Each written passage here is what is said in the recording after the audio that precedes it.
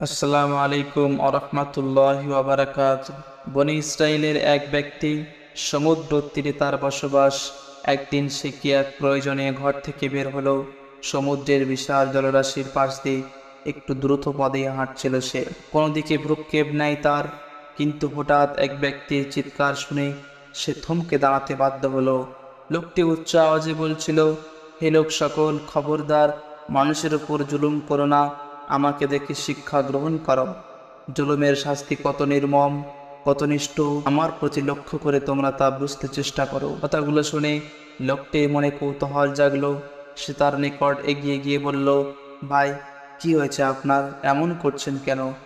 জবাবে সে একটু দীর্ঘ নিঃশ্বাস ছেড়ে একটু জোর গলায় বলল, কিছুই হয়নি আমার, এটা আমার প্রাপ্য পাপের ফসল, জুলুমের নির্মম পরিণতি। ভাই, আমি তো কিছুই বুঝতে পারছি না, অনুগ্রহ করে বিষয়টা একটু খুলে বলুন। তুমি শুনতে চাও আমার অতীত জীবনের মর্মান্তিক কাহিনী? হ্যাঁ, আপনি বললে অবশ্যই শুনব। এবার লোকটার উদাস হৃদয় থেকে বেরিয়ে এলো আরেকটি দীর্ঘ নিঃশ্বাস। গণ্ডদেশ সিক্ত করে প্রবাহিত হলো। উপচানা অস্ত্রধারা বাকরুদ্ধ দৃষ্টিতে ফ্যাল করে তাকিয়ে রইল কিছুক্ষণ। তারপর আঁচলে চোখ মুছে কান্না বিজড়িত কণ্ঠে বলল, তাহলে বসো, আমি এখনই আমার বিগত জীবনের করুণ কাহিনী তোমাকে শোনাবো। একথা বলে সে শুরু করলো, আমি ছিলাম একজন সিপাহী। সমুদ্রের তীরে হেঁটে হেঁটে প্রাকৃতিক সৌন্দর্য ভোগ করা ছিল আমার প্রিয় শখগুলোর একটি। কঠিন বাস্তবতাও আমাকে এ থেকে বিরত রাখতে পারতো না। কোনোদিন সকাল বিকাল দুবার সম্ভব না হলেও একবার তো অবশ্যই যেতাম। বিশাল জলরাশির পর্বতসমূহ অঙ্গিমালা দেখে দারুণ পুলকিত হতাম। একদিনের ঘটনা, তখন ছিল সূর্যাস্তের সময়। বরাবরের মতো সেদিনও আমি সমুদ্রের তীরে সূর্যাস্তের অলৌকিক শোভা দর্শন করছিলাম। যখন সূর্য একটা বড় থালার মতো টকটকে লাল হয়ে ডুবতে শুরু করলো, তখন আমার মনে হলো একটা রক্ত গোলাপ যেন ধীরে ধীরে সমুদ্রের মাঝখানে ডুবে গেছে। তার লাল কিরণ ছটাতে সমুদ্রের পানিও রক্তের মতো লাল হয়ে গেছে। সে যে কি এক অপূর্ব দৃশ্য, তা যে দেখেছি সে ছাড়া আর কেউ অনুভব করতে পারবে না। আমি সাগরের মাঝেই সূর্যাস্তের মনোমুগ্ধকর দৃশ্য অবলোকন করে বাড়ি ফিরছিলাম। হঠাৎ দেখি একজন জেলে একটি বিশাল মাছ শিকার করেছে। তার চেহারা খুশিতে ঝলকিত, হৃদয় রাজ্যে প্রভাবিত হচ্ছে আনন্দের স্নিগ্ধ সমীর। আনন্দের হিল্লোল বয়ে চলেছে গোটা দেহ জুড়ে। আমি ধীরে ধীরে তার নিকটে গেলাম। সোনালি রয়ের বিশাল আকৃতির মাছটি প্রাণ ভরে দেখলাম। সত্যি কথা বলতে কি, এত সুন্দর বিরাট আকৃতির মাছ জীবনে কোনোদিন দেখিনি। এক পর্যায়ে মাছটির প্রতি আমার লোভ এসে গেল। যে কোনো উপায়ে উহাকে পাওয়ার জন্য হৃদয় মন ব্যাকুল হয়ে উঠল। সিদ্ধান্ত নিলাম, যেভাবেই হোক এই মাছটি আমাকে পেতেই হবে। এই মাছ আমি চাই। মাছটি যতই দেখছিলাম ততই আমার মনের মধ্যে উহাকে হস্তগত করার বাসনা তীব্রতর হচ্ছিল। কিছুতেই উহা থেকে দৃষ্টি ফেরাতে পারছিলাম না। তাই এক সময় লোকটির নিকট মনের কথাটা প্রকাশ করে বললাম, ভাই, তোমার এই মাছটি খুব পছন্দ হয়েছে আমার, তুমি উহা আমাকে দিয়ে দাও। জবাবে সে বলল, না, এই মাছ আমি কোনো অবস্থাতেই দেব না। আমি বললাম, কেন দিবা না? মাছটি যে আমার খুব পছন্দ হয়েছে। যদি আমানিতে দিতে না চাও, তবে উপযুক্ত মূল্য দিয়েই আমি ক্রয় করতে চাই। উপযুক্ত মূল্য কেন? 1000 দিরহাম দিলেও আমি তা হাতছাড়া করব না। কেন? মাছটির প্রতি তোমার এত আগ্রহ কেন? আমি সারাদিন অনেক কষ্ট করে এই মাছটি শিকার করেছি। উপরোক্ত আপনার নিকট হওয়া যেমন পছন্দের, তেমনই আমার নিকটও হওয়া বহু গুণে বেশি পছন্দের। আর কষ্ট করে অর্জিত পছন্দের জিনিস কেউ হাতছাড়া করে কি? এসব কি জানেন? এসব আমি জানি না। আমার পরিষ্কার কথা হলো, মাছটি আমার ভালো লেগেছে, সুতরাং যে কোনো মূল্যে ওয়া আমি হস্তগত করবই। জনাব, এ মাছের মালিক আমি। আমি না দিলে আপনি উহা কীভাবে নেবেন? আমি সিপাহী মানুষ, কীভাবে নিতে হবে তা আমার ভালো করেই জানা আছে। সুতরাং নিজের মঙ্গল চাইলে এখনই মনের খায়েশ ত্যাগ করে মাছটি আমার নিকট বিক্রি করো। আপনি সিপাহী মানুষ, তা বলে দুর্বলের উপর অত্যাচার করা তো আপনার জন্য শোভা পায় না। এত কথার প্রয়োজন নেই, যা বলেছি মানতে চেষ্টা করো, অন্যথায় মাছ তো হারাবেই, পয়সাও পাবে না। এটা কেমন কথা যে আমার প্রিয় জিনিসটি আপনি জুলুম করে অন্যায়ভাবে নিয়ে যাবেন? আমি জুলুম অত্যাচার বুঝি না। আমার অভিধানে অন্যায় বলতে কিছু নাই। আমি যা চাই, যা পছন্দ করি তা আমাকে পেতেই হবে, এটাই আমার ধর্ম। জনাব, জুলুম করা ভালো নয়, এর পরিণতিও ভালো নয়, তা একটু ভেবে দেখেছেন কি? এত কিছু ভেবে দেখার সময় আমার নেই।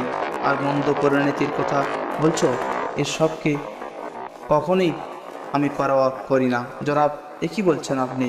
একজন বুদ্ধিমান মানুষের পক্ষে এমন কথা কি সাজে? দেখো, আমার ধৈর্যের বাঁধ কিন্তু ভেঙে যাচ্ছে। তোমার মতো একজন সাধারণ ব্যক্তির সাথে এত কথা বলার কোনো প্রয়োজন নেই। তাহলে আপনি কি করতে চান? এই দেখ কি করতে চাই। কথা বলে তার নিকট থেকে আমি জোরপূর্বক মাছটি ছিনিয়ে নিয়ে বাড়ির পথে রওনা দেই। জেলেটি অনেক অনুনয় বিনয় করে কেঁদে কেঁদে মাছটি ফিরিয়ে নেওয়ার জন্য আবেদন করছিল, কিন্তু তার কোনো কথাই আমার মনে ভাবান্তর সৃষ্টি করেনি। শত অনুরোধের পরেও মাছটি ফিরিয়ে দেয়নি। অবশেষে সে একটি দীর্ঘ নিঃশ্বাস ছেড়ে শুধু এতটুকু বলে চলে গেল যে, হে রহমান রহিম, আমি দুর্বল অসহায়, তোমার এক সবল বান্দা আমার উপর কত বড় জুলুম করেছে তা তুমি ভালো করে দেখেছ। হে খোদা, তুমি আমাকে এবং এই সিপাহীকে বানিয়েছ, আমার তুলনায় তাকে শক্তিশালী করেছ, কিন্তু সে ওই শক্তি শ্রদ্ধা ব্যবহার করেনি। হে পরওয়ারদিগার, সে আমার উপর নির্মম অত্যাচার করেছে। তুমি এই জুলুমের এমন বিচার করো যেন উহা থেকে সকলের শিক্ষা গ্রহণ করতে পারে। তার প্রার্থনায় আমি মোটেও ভীত হইনি, জুলুমের পরিণতির কথা একবারও চিন্তা করিনি, বরং উল্টো রাগে আগুন হয়ে আমার চক্ষুদ্বয় টকটকে লাল হয়ে গেল। একজন সাধারণ জেলে আমার কথা কেন মানল না? এজন্য দুঃখে অপমানে আমার সমস্ত শরীর কাঁপতে লাগলো। তাই হঠাৎ আঘাত খাওয়া বাঘের ন্যায় গর্জন করে বললাম, এই খবিশ, ভাগ এখান থেকে। সে বলল, না, আমার মাছ না নিয়ে যাব না। যাবি না? এতটুকু বলেই তার মাথায় প্রচণ্ড জোরে আঘাত করলাম। আমার আঘাতের প্রচণ্ডতায় সে সঙ্গে সঙ্গে মাটিতে লুটিয়ে পড়ল।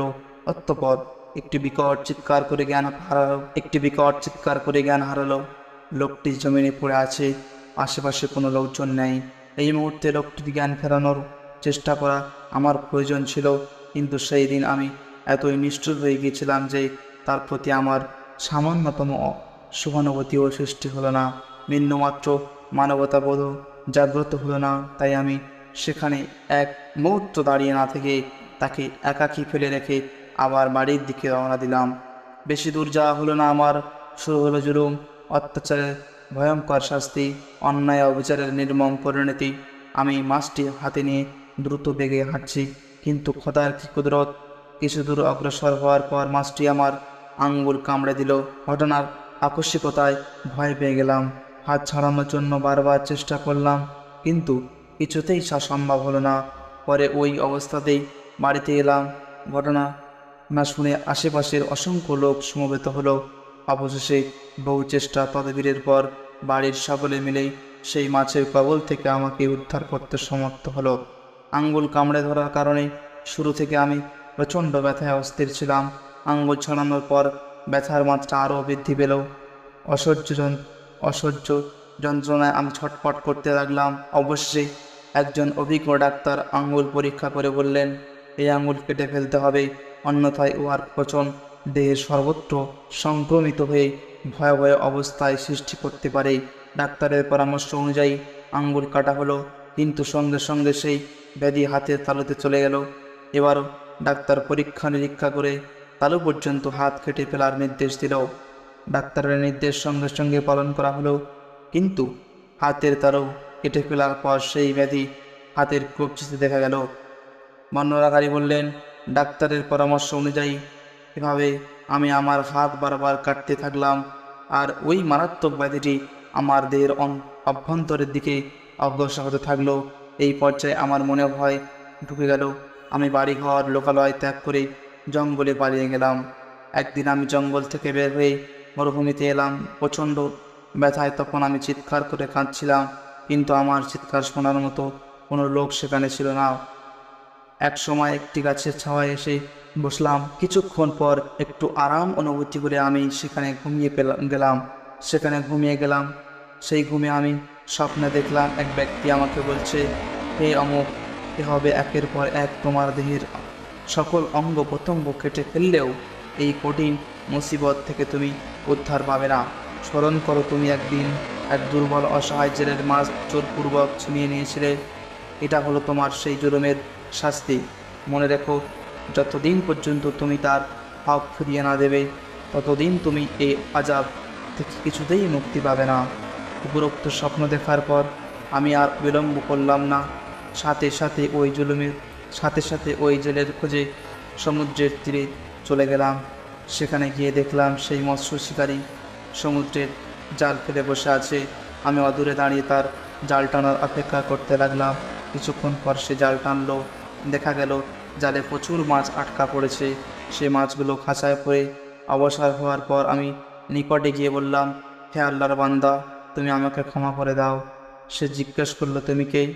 আমি বললাম, আমি সেই হতভাগা সিপাহী যে একদিন তোমার মাথা আঘাত করে তোমার প্রিয় পছন্দের মাছটি ছিনিয়ে নিয়েছিলাম। অতঃপর আমার হাতটি কাপড়ের নিচ থেকে বের করে বললাম, তোমার উপর জুলুম করার কারণে আল্লাহ আমাকে এই শাস্তি দিয়েছেন। হাতের বিভৎস দৃশ্য দেখা মাত্রই বিজলি আহতের ন্যায় লোকটি চমকে উঠল। অতঃপর ক্ষণকাল নিশ্চুপ থাকার পর উচ্চস্বরে বলল, এমন ভয়াবহ অবস্থা থেকে আল্লাহ পাক সকলকে হেফাজত করুন, আমি তোমাকে ক্ষমা করে দিলাম। তার কথা শেষ হওয়ার সাথে সাথেই হাতের ক্ষতস্থান থেকে একটি পোকা বের হয়ে মাটিতে পড়ে গেল। সেই সঙ্গে যাবতীয় ব্যথা বেদনা দূরীভূত হলো। আমি সুস্থ হয়ে বাড়িতে চলে আসতে চাইলে সে আমাকে বলল, দাঁড়ান, আমি আপনার উপর বড় বেইনসাফি করেছি। একটি মাছের জন্য বদদোয়া করেছি, যার ফলে আপনি দীর্ঘ যাতনা ভোগ করেছেন, সীমাহীন কষ্ট সহ্য করেছেন, চিরদিনের জন্য একটি হাত হারিয়েছেন। আসল কথা হলো, জুলুমের শাস্তি যে এত কঠিন হয় এবং এত তাড়াতাড়ি আসে তা আগে আমার জানা ছিল না। যদি জানতাম আপনি এত মারাত্মক যন্ত্রণাদায়ক শাস্তির সম্মুখীন হবেন, তবে কখনোই আমি বদদোয়া করতাম না। যা হোক, যা হওয়ার তা হয়ে গেছে। এবার আপনি আমার সাথে বাড়িতে চলুন। এতটুকু বলে সে আমাকে হাত ধরে তার বাড়িতে নিয়ে গেল। অতঃপর ঘরের এক কোণে গিয়ে ছেলেকে বলল, এখানে মাটি খুঁড়ো। সে মাটি খুঁড়ে সেখানে থেকে একটি মাটির কলসি বের করলো। ওই কলসি 30,000 দিরহাম ছিল। লোকটি উহা থেকে বেশ 20,000 দিরহাম আমার হাতে দিয়ে বলল, 10,000 দিরহাম নিজের জন্য রেখে বাকিগুলো আত্মীয় স্বজন পাড়া প্রতিবেশীর মধ্যে বিলিয়ে দেবেন। একথা বলে সে আমাকে বিদায় করে দিল। প্রিয় পাঠক, জুলুমের শাস্তি কত ভয়ানক তা আমরা আলোচ্য ঘটনায় জানতে পারলাম। উপরন্তু পরকালের মর্মান্তিক শাস্তি তো আছেই। জুলুম ও জুলুমকারীর পরিণতি সম্পর্কে পবিত্র কুরআন ও হাদিসের অসংখ্য স্থানে অত্যন্ত কঠোর ভাষায় ভীতি প্রদর্শন করা হয়েছে। যেমন এক আয়াতে আল্লাহ তাআলা বলেন, সেদিন জালেমদের জন্য কোনো দরদি বন্ধু থাকবে না, এমন কোনো সুপারিশকারীও হবে না যার কথা মেনে নেওয়া হবে। অন্য আয়াতে বলা হয়েছে, জালেমদের জন্য কোনো সাহায্যকারী হবে না। হযরত আয়েশা রাদিয়াল্লাহু তাআলা থেকে বর্ণিত এক হাদিসে রাসূল সাল্লাল্লাহু আলাইহি ওয়াসাল্লাম বলেন, যে ব্যক্তি জুলুম করে এক বিঘত পরিমাণ জমিন দখল করে নিল, কিয়ামতের দিন আল্লাহ পাক তার গলায় 7 তবুক জমিন পরিয়ে দেবেন। অপর এক হাদিসে রাসূল সাল্লাল্লাহু আলাইহি ওয়াসাল্লাম বলেন, যদি কোনো ব্যক্তি তার মুসলমান ভাইয়ের উপর মান সম্মান বা অন্য কোনো বিষয়ে জুলুম করে, তবে সে যেন ওই দিন আসার পূর্বেই তার কাছ থেকে মাপ চেয়ে নেয়, যেদিন তার নিকট দিনার বা দিরহাম কিছুই থাকবে না। অন্যথায় কিয়ামতের দিন তার জুলুমের সমপরিমাণ নেকি তার কাছ থেকে